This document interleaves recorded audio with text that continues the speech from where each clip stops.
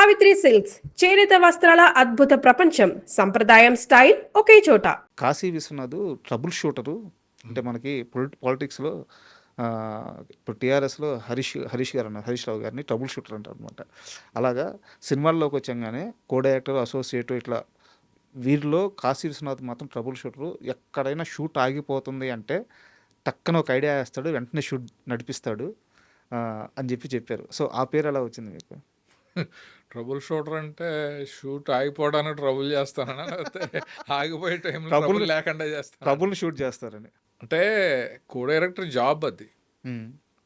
ఒక సినిమాకి కో డైరెక్టర్గా ఉన్నప్పుడు ఏమవుతుందంటే, డైరెక్టర్కి బడ్జెట్ పెట్టి డబ్బులు ఖర్చు పెట్టించాలి, సినిమా క్వాలిటీగా రావాలి, స్క్రీన్ మీద అనుకున్నట్టు రావాలనేది ఉంటుంది. ప్రొడ్యూసర్కి ఏమో దానికి ఎంత తగ్గించి మనం ఖర్చు పెడితే బడ్జెట్ కంట్రోల్ అవుద్ది అనేది ఉంటుంది. ఈ ఇద్దరి మధ్యన అటు ఒప్పించి ఇటు నొప్పించకుండా ఆ రోజు షూటింగ్ జరిగేలా చేయటమే కో డైరెక్టర్ పని. సో అలాంటి సీక్వెన్స్లు చాలా, అంటే ప్రేమించుకుందాం అనే ఒక సినిమాకి నేను కో డైరెక్టర్. అప్పుడు దాంట్లో చాలామంది పనిచేసేవారు. ప్రసాద్ అని, ఇప్పుడు చంద్ర మహేష్ డైరెక్టర్, ఆయన ఇలాంటి వాళ్ళందరూ కూడా పనిచేసేవారు. పనిచేసినప్పుడు సడన్గా ఒక ప్రాబ్లం వచ్చింది. ఏంటి అంటే, అంజలా జవేరి హిందీ సినిమాలో వర్క్ అవ్వక ఒక 1 వీక్ రావట్లేదు. ఈ 1 వీక్ మళ్ళీ యూనిట్ హైదరాబాద్ వెళ్ళి మళ్ళీ రావటం అనేది కష్టం.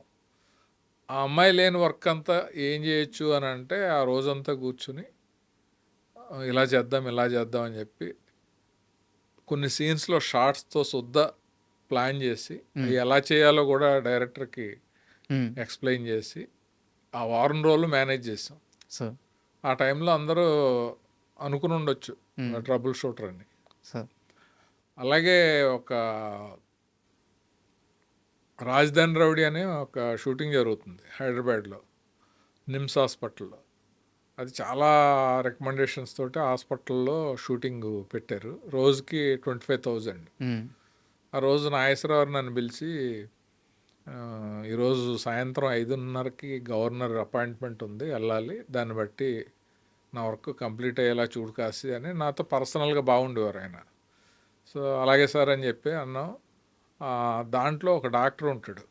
ఆ డాక్టర్ క్యారెక్టరు మేనేజర్ వచ్చి, ఇక్కడ ఒరిజినల్ డాక్టర్ ఉన్నాడండి, ఆయనకి ఇస్తే మనకి కోఆపరేట్ చేస్తారు, ఆయన చేత చెప్పించేద్దాం డైలాగు అది ఇది అన్నాడు. సరే ఒక డైలాగే కదా చెప్తారా అంటే, నేను అయిపోయి నాకు ప్రాణం అండి, నేను స్టేజ్ యాక్టర్ అండి అదన్నీ ఆయన ఏదో చెప్పాడు. సో ఆ కాన్ఫిడెన్స్తో ట్రస్ట్ చేసేయండి అన్నాం. ఆ రోజు సీక్వెన్స్ ఏంటంటే, నాగేశ్వరరావు ఎస్పీ, వాళ్ళ వైఫ్ బి సరోజాదేవి రోడ్డు మీద క్రాస్ చేస్తూ ఏదో షాపింగ్కి వెళ్ళి క్రాస్ చేస్తూ ఉంటే మైకం వచ్చి పడిపోద్ది ట్రాఫిక్లో.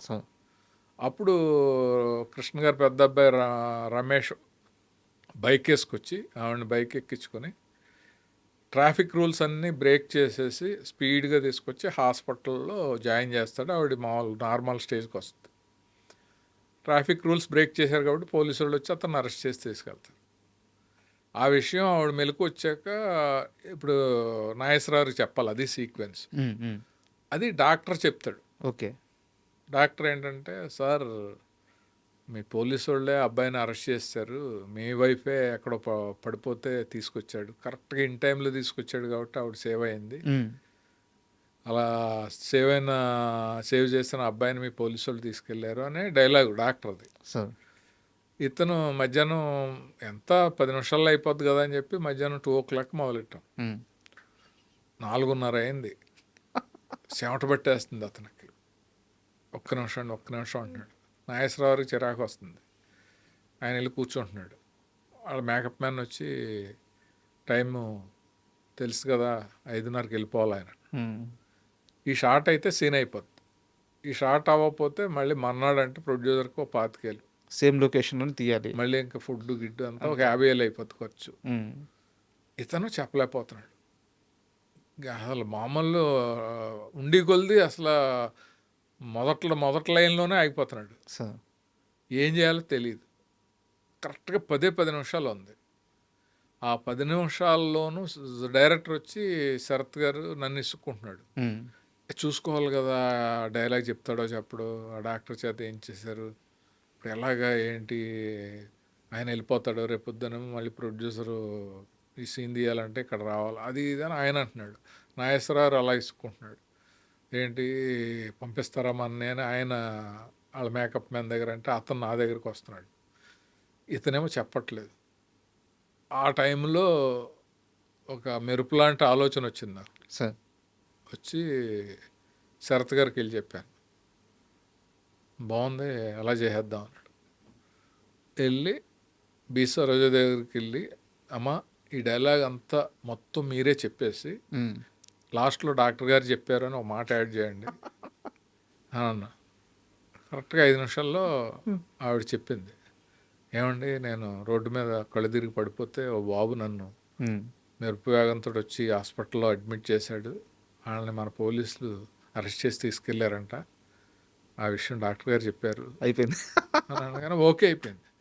నాగేశ్వరరావు ఇలా చూసి బాగానే మేనేజ్ చేసేవే అన్నాడు. ఉమ్, సో ఆ రిలీఫ్ అయిపోయాం. అంటే ఆ టైంలో సమయస్ఫూర్తి అంటాం, లేకపోతే ట్రబుల్ షూట్ అంటాం, ఏమంటాం, ఆ ఇది ఉంటే ఆ డైరెక్టర్కి కానీ ఆ ప్రొడ్యూసర్కి కానీ నచ్చుతుంది. Correct sir. అండ్ నువ్వు లేక నేను సినిమా విషయానికి వస్తే నాకు చాలా ప్రశ్నలు ఉన్నాయి. చాలా చిన్న వయసులోనే సినిమా చూశాను, బట్ సినిమా మీద అప్పటికే కాస్త కొంత గ్రిప్ వచ్చింది. సినిమా అంతా అయిపోయిన తర్వాత క్లైమాక్స్లో సార్ హీరోయిన్ కామ్గా కూర్చొని ఉంటుంది, హీరో కామ్గా నిలబడి ఉంటాడు.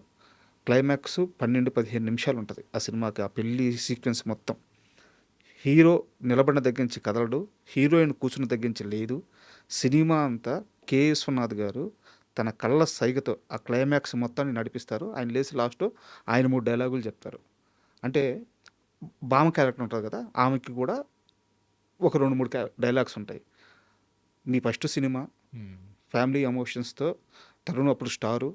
సో మీరు కావాలంటే ఆర్తి అగర్వాల్ చేత, తరుణ్ చేత మంచి క్లైమాక్స్ పెట్టుకొని యూత్ని కిదెక్కిచ్చే క్లైమాక్స్ పెట్టుకోవచ్చు. హీరోయిన్ని పక్కన పెట్టేసి ఇద్దరు పెద్దవారి చేత ఆ క్లైమాక్స్ బారాన్ని అంతా వేసి సినిమా తీస్తే, చాలా చిన్న వయసులో సినిమా తీసినప్పుడు మీరు తప్పుగా అనుకోవద్దు.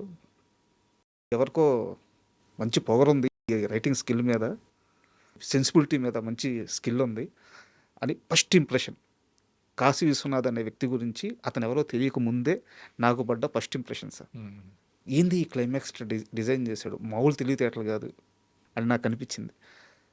నిజంగా మీరు ఇదంతా ఆలోచించి చేశారా? అప్పుడు భయపడలేదా? ఏ ధైర్యంతో ఆ క్లైమాక్స్ క్రియేట్ చేశారు?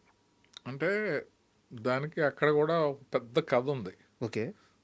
కథ ఏంటంటే క్లైమాక్స్ స్టార్ట్ చేశాను నోమా కళ్యాణ మండపంలో.